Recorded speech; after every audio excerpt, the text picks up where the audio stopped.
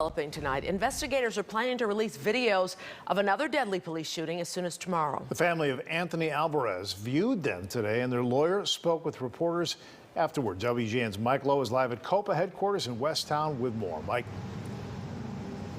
Ray and Micah, good evening to both of you. This killing happened last month during a police foot chase. It actually happened during the same week that Chicago police shot and killed 13-year-old Adam Toledo, also during a foot pursuit.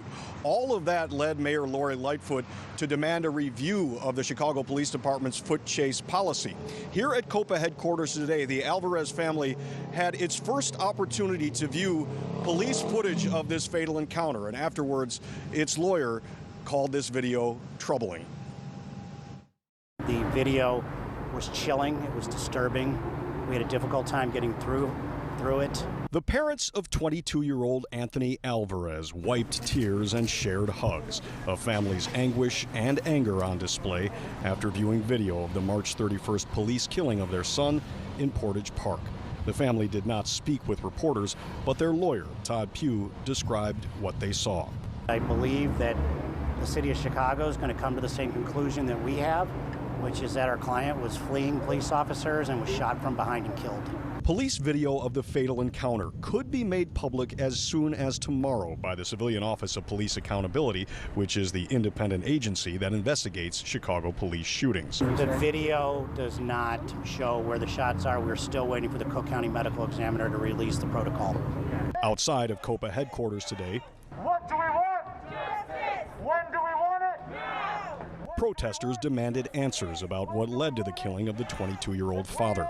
Fortunately, none of this is going to bring my cousin back. Alvarez's cousin, Roxana Figueroa, says the family has not even received basic information about the incident other than what police initially said, that there was a, quote, foot pursuit that ended with a confrontation.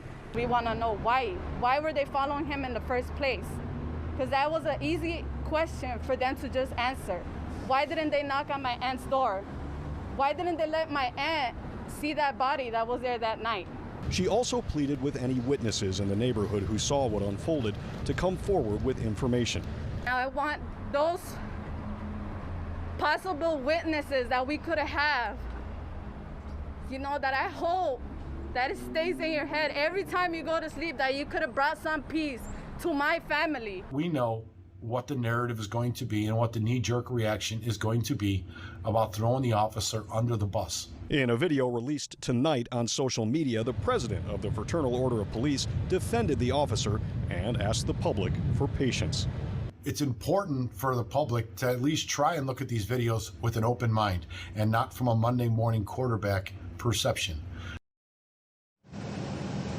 And Chicago police say this remains under investigation, though they have said they did recover a gun at the scene of this shooting. Meantime, activists say they plan to have another rally and march for justice for Anthony Alvarez this Saturday, March 1st.